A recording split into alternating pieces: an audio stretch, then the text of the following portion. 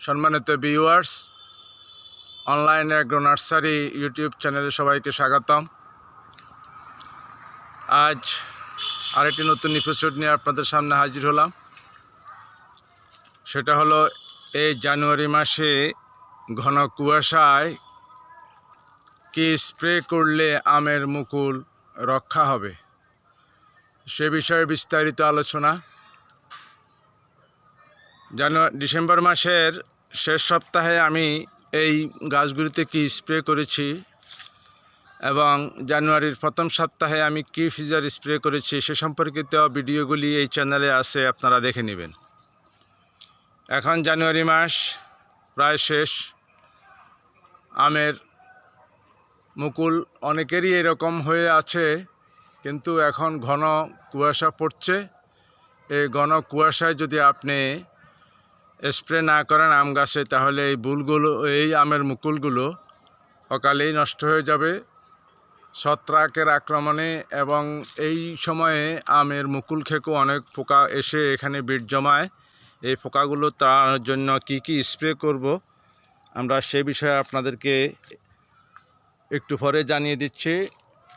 তার আগে আপনারা যারা আমার চ্যানেলে নতুন, তারা অনুগ্রহ করে আমার চ্যানেলটি সাবস্ক্রাইব করে পাশে থাকা বেল আইকনে ক্লিক করে সঙ্গে থাকবেন। আর যারা ইতিমধ্যে সাবস্ক্রাইব করেছেন তারা লাইক, কমেন্ট, শেয়ার করে সঙ্গেই থাকুন। তো এই পর্যায়ে আমরা দেখেন আম গাছে ডিসেম্বরের শেষ সপ্তাহে একটি স্প্রে এবং জানুয়ারির প্রথম সপ্তাহে আরেকটি স্প্রে দেওয়ার ফলে কি পরিমাণ মুকুল আমার গাছে এসেছে।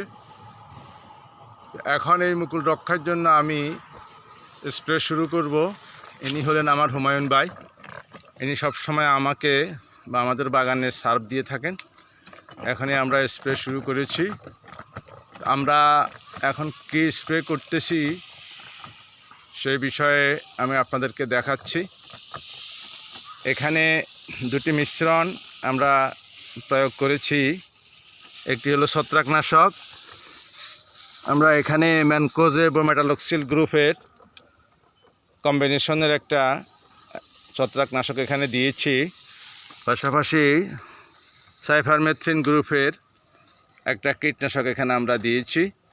তো এখন যে সমস্ত বোলগুলো আছে প্রত্যেকটা মুকুলযুক্ত আম গাছে আমরা এখন এটি একদম ভালোভাবে ভিজিয়ে স্প্রে করে দিব।